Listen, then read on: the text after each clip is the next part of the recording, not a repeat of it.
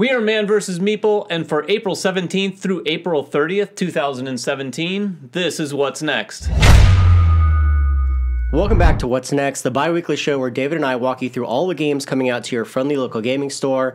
We have a really good list this week. Another good list. We always have good lists. We haven't had one episode yet with a bad list coming out. Number 5 is the first one, and that's Rumman Bones, Second Tide. Yeah. This is from Simon. You'll hear their name a few times throughout this episode.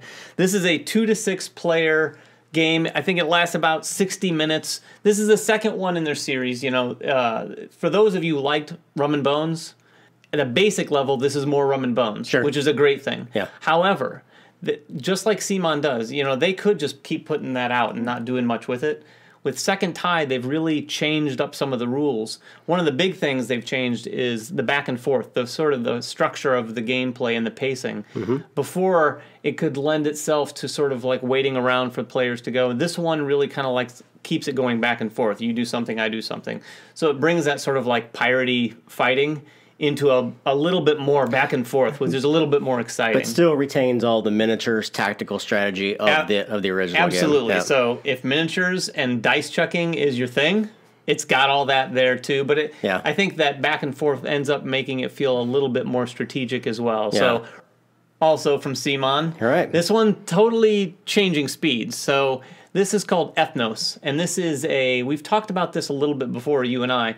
It's kind of an introductory area control game, but with a little more meat on the bones is from what you'd expect from an introductory game. So if you take a game like Royals and really pump it up with a lot more and add a fantasy theme to it, you're getting close to what I think they've done here with Ethnos.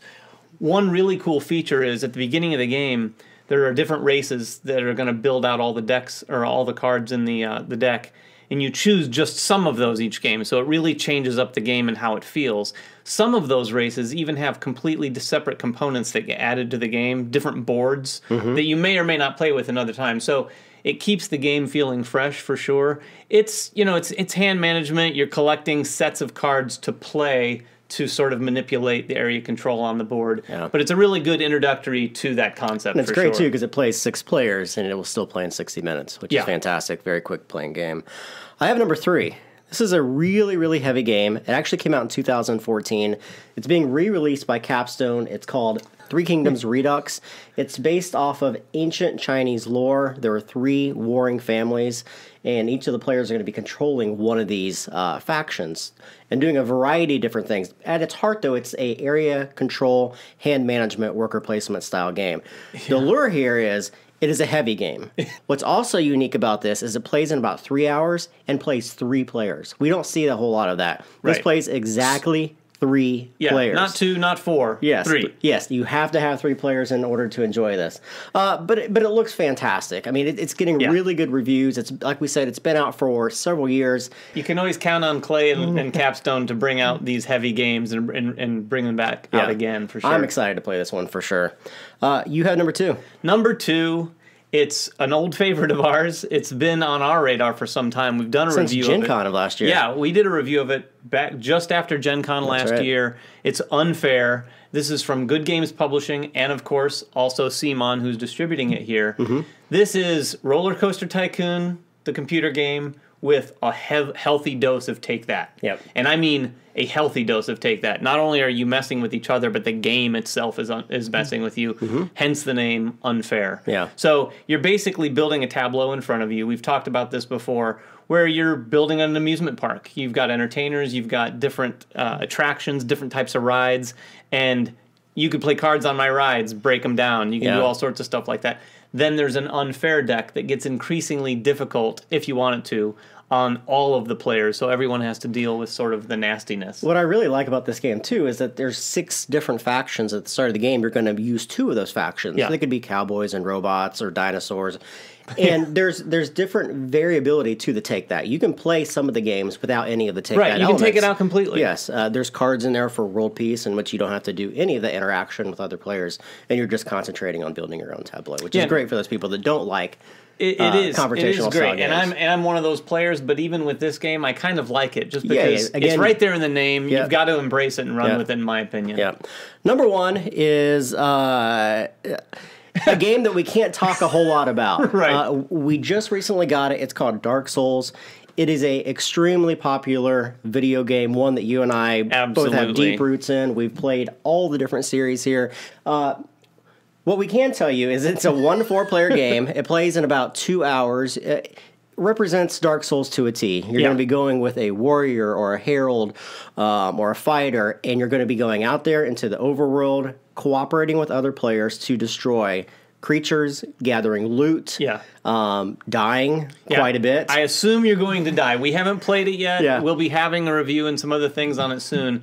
But yes, I anticipate it being punishing, which is awesome. And I love the idea that we're seeing more of these video games make their way into a tabletop. And do so fashion. in a thoughtful, very smart way. Not just taking advantage of a license, but really doing a great version of it, for sure. We'll come back and talk to you guys more about this as we are allowed to once the embargo lifts.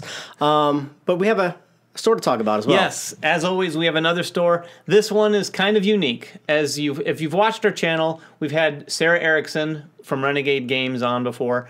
And like many people in the industry, she got her roots in, friendly local game store. She owned the store with her husband. It's Rook's Comics and Games. This is in Bozeman, Montana.